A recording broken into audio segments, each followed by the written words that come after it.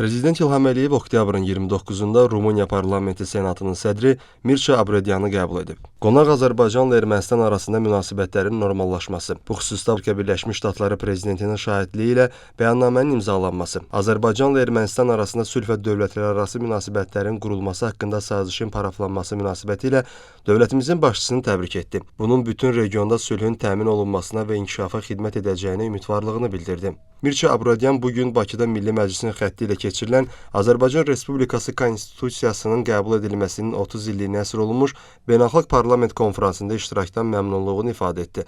Bu tədbirin yüksək səviyyədə təşkil olunduğunu dedi. Azərbaycanla Rumıniyanın dost və tərəfdaş ölkələr olduğunu vurğulayan qonaq, əməkdaşlığın daha da inkişaf etdirilməsi üçün geniş imkanların mövcudluğunu vurğuladı. Senatın sədri ikitərəfli münasibətlərin inkişafında parlamentlərarası əlaqələrin, həmçinin beynəlxalq parlament təsisatlarında əməkdaşlığın önəmini qeyd etdi. Təbriklərə görə təşəkkürünü bildirən dövlətimizin başçısı Azərbaycanla Ermənistan arasında sülh gündəliyinin irəli aparılması ilə bağlı məsələdə Amerika Birləşmiş Ştatlarının prezidenti Donald Trampın xüsusi roluna toxundu. Bu istiqamətdə əldə olunmuş nailiyyətlərin bütün region üçün tarixi əhəmiyyət kəsb etdiyini dedi.